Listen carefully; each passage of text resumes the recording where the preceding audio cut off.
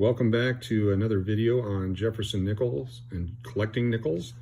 This is 17 coins, collectible nickels that you might find in circulation, but you have to go searching for them. These are not the super key dates, but they do have value, and certainly you do have to go looking for them. We start off with the war nickels from 1942, 43, 44, and 45. We'll take a look at those here in a moment, but I wanted to show you the mintages for these coins. Not super scarce as far as a coin just being produced for circulation, but they do have silver in them. Silver and manganese were added to the coins as they needed the copper and nickel for the war efforts. And so they are in pretty plentiful availability, except for the 43D and the 44S, which have a lower mintage. But certainly these are the coins that we'll be talking about in this video. So please stay tuned, please subscribe, as we will continue to do many videos on coin collecting, a way for you to find coins in your pocket or go to the bank and get rolls, or if you just whatever method you have of obtaining coins, go through them and take a look. Sometimes your parents or cousins or uncles or kids or whoever will have a jar that they're going to take to the coin star, and it's good to go through that before they dump it into that machine. Our first coin that we're going to talk about is the 1942 war nickels. And war nickels, they pretty much have the same story throughout all the different war years, and that is that they have the larger mint mark on the back of the coin. So here you can see the D, that's for Denver, and this actually wouldn't be a 1942 then. They've actually covered up the date here for this photograph on this listing, but the 1942, they only made the Philadelphia and they made the San Francisco coins silver that year. So here's a 1942 Philadelphia. It's a darker colored coin because of the metals that are in it and the corrosion and so on. This person's trying to get $4 for this nickel. 40 coins in a roll. There's roughly 2 ounces of silver in that roll. So you're looking around $48 to $50 worth of silver in a roll. So you can figure out, about $1.25, $1.10, something like that, value for each of these coins if you find them. That's just for a common date, low mintage. And again, here's just pictures of what they look like in bulk. So the war nickels are out there. 42 P&D were the first coins we looked at. 43, there's the Philadelphia, Denver, and San Francisco coins available. Look how ugly those are, but those are collectible. That's actually a 1943D, which is one of the lower mintage coins that we looked at. A little over 15 million coins. 13,938,000 coins made. So it is the key date of the series. One that everyone tries to find. You need it to complete your 11 coin silver war nickel set. They are available on eBay, different prices. I would recommend, if you're going to buy one, go ahead and get the uncirculated certified one. Here's one with 15 bids on it, currently at $13.50. In real good condition, a nice mint state condition, that'd be worth the money. 1944 is another year of silver nickels. The key one here is the 44 San Francisco, and that coin has about 21,640,000 mintage. That doesn't count with any of these silver nickels how many have been melted over the years to be put into ingots and bars and rounds. But these coins can be found in your pocket. They look ugly, and a lot of people just keep spending them because they're ugly and there's no reason to keep them. But again, the determination on this is that large mint mark on the back. All of them that have the silver have the large mint mark. Here's the Philadelphia one. And then, of course, 1945 rounds out the series, 1945 PD and S as well.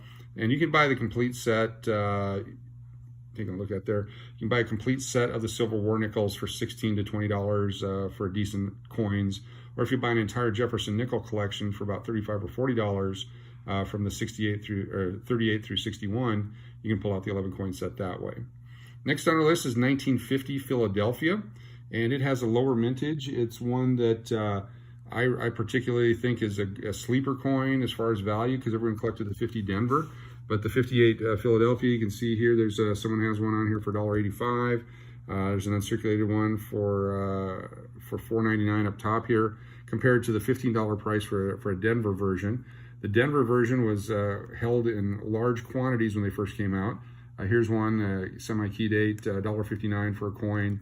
$1.60, $3.50. So all over the board on the pricing, but 1950, if you can put those rolls away, it's definitely something to hold on to. If you're putting together a year set, you have to have either the Philadelphia or the Denver coin, so there'll always be a value for that Philadelphia coin, because most people won't put the Denver coin in the set. 1958, Philadelphia is our next coin that we talk about. About 17 million mintage on this, 17,088,000. And it's another one that's just out there. They've been hoarded because of the low mintage, and so you can find them in uncirculated rolls. You can find circulated rolls. Finding them in circulation, they're there periodically. I found a few recently as I search rolls, so I recommend setting those aside. It's again a sleeper coin. As we get decades and decades beyond where we are now, and they get spread out amongst people, or they're lost or burned or spent or whatever, a lot of times house fires destroy a lot of these coins. They just start disappearing, and then they have a better collector value. The age itself is not the key factor, it's the mintage and condition, but certainly this is one to set aside. Up next, 1949 San Francisco. It's a lower mintage coin, and it's under 10 million, I believe it is. And let's go back to the mintages. 1949S is 9,716,000, right down there at the bottom. And so that's one that I definitely would set aside. All the 49S coins seem to have had a collector's interest. Back in the days, the half dollars, the pennies, the dimes, and so on, they all had lower mintages. So certainly 49S is available in pocket change. I've found several of them in pocket change, which is unusual for such a low mintage coin. Next up would be the 1948S, which has a little bit more of a mintage, but it's actually quite difficult to find in a good condition. Heavily circulated 48S, their mintage is about 11,300,000, and that's a coin that if you can find those, definitely put them aside. 47S, 46S are also in that same category. They have a much higher mintages, but those early S mint coins, you want to hold on to them. Second to the last on our list, 1942 Denver. The 42 Denver coin is another low mintage coin. This one has 13,938,000 on the mintage, and it's because of the Denver mint mark in 42 and the Philadelphia both had the silver coin with a big P on it, and then the regular coin without the mint mark on it. The 42D is like a unique collector coin from that year. It's a mint marked non-silver coin, and certainly one that has a lower mintage. So put those away. A roll on eBay is going to cost you $20 or so, but definitely over the long haul, if you're young enough to hold on to that for 12, 15, 25 years, you'll make some money on it. You can certainly, if you find them in your pocket change, turn them real quick for $1 or $2, depending on the condition. And finally, it's the first year of issue, 1938. These coins were made the same year as the final, oops, let me go right into here. The final Buffalo nickels were made in 1938.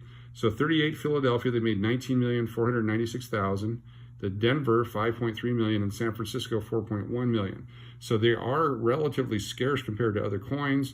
They're available out there as everyone collected them and saved them first year of a new design. But certainly if you have them, put them aside. I've got quite a few that are damaged or corroded. They've been marked or chipped, or got some water on it or some chemicals on them. So for whatever reason, lots of them have gotten destroyed over the years. So any of the 38s you can find, put them aside. 38S, here's a circulated one for $250. The Denver, $270. Another 38S. Let's see if they have a Philadelphia on here, just a regular Philadelphia. There's a 38P uncirculated for $3 bid right there. And here's another one for 99-cent opening bid, still has 5 days ago, must have just been listed. Those are the top 17 coins that you can actually find in your pocket change right now and make some money on it. If you find them, you can either sell them on eBay, put them aside for a while. These would be ones also, if you actually reached out and contacted me, I would have a conversation with you. Large enough quantities, I like to buy by the roll, or small accumulations or small sets. But these definitely, I would recommend going through rolls, finding them, putting them aside, and save for your future. Be sure to subscribe. We have some more videos coming up. Lots of coin collecting, lots of sports cards, and lots of travel. Thank you for tuning in. We'll see you next time.